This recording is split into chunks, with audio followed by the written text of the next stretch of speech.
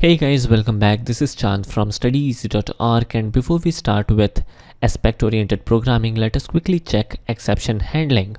And this would be interesting and this is very important as well. So in here, for example, if I open the app controller and for example in here there is some kind of exception, let me send some parameter to this list user method.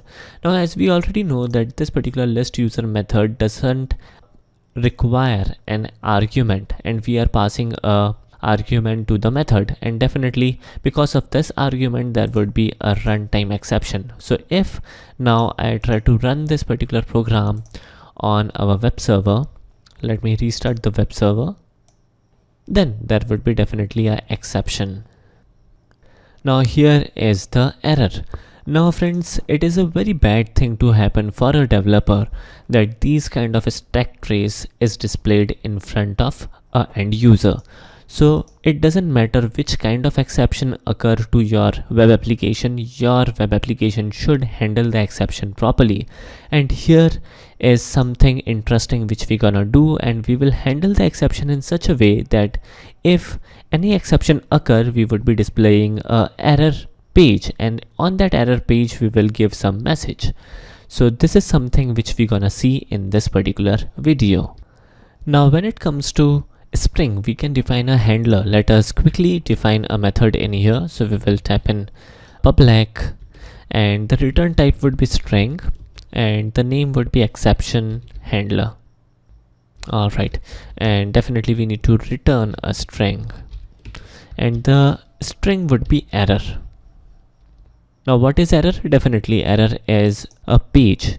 What page? A JSP page. So let us quickly create a new JSP page, and the name would be definitely error, and we will display a very simple message in here like something went wrong. This looks cool, and now let us again navigate to app controller.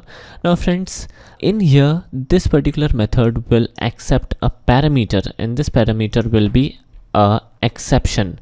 So we will say exception ex. Now friends, we can receive any type of exception. It could be like null pointer exception, data access exception, or a user defined exception. So it could be anything. In order to make things simpler, we would be making use of exception, which is parent class of all the exceptions.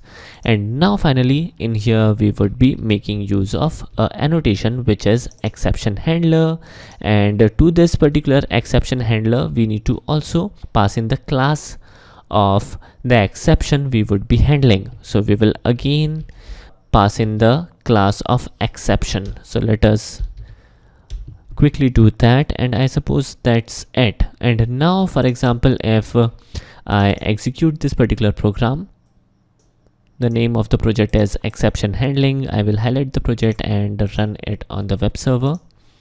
Then magically the exception will vanish, and we would be able to load our error page, and we would be able to handle the exception in a proper manner.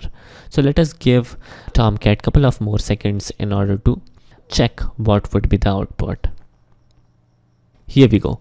So now we are handling the exception in a very convenient and very proper manner.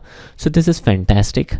Moreover, if we want to make all these exception related method in a specific class, then even that is possible. For doing so, we need to do something not so special. In fact, we need to simply add a class, and we will add in this class inside this package whose name is org.studyeasy.spring. So let us quickly highlight this particular package. I will navigate to new, add in a new class. The name of the class could be like exception handler. Name looks cool to me. Let us click on finish, and now I will do one thing. I will cut this particular method from here, and I will paste the method inside this particular class, and it says some kind of error. We will fix this error in a couple of minutes. In here, firstly we need to mark this particular class as a controller advice. So I will type in controller advice That's it. And now let us get rid of this error. Now firstly I will get rid of this annotation, then I will again try to add the exception handler annotation, and we will add in the class exception class. Alright, and let us also get rid of this import. Alright, so everything looks cool, and this time way around, note that we don't have the exception handler in here, so definitely the exception handler from this particular class would be taken into consideration by Spring. So let us quickly run this particular program, and I think that it should work properly. Let me maximize this a little bit, and let me close couple of windows in the meantime as well. Here we go. So again it is working properly, which is fantastic. So this is something very interesting and very convenient, that how easily we can handle a exception. And note that whenever we want to handle a unique type of exception, then definitely we can make use of the subclass. In here we are simply making use of the parent class exception. So saying that, this is all about exception handling with reference to Spring MVC handler, and I suppose I have made myself clear. Thanks for watching. Have a nice day and take care.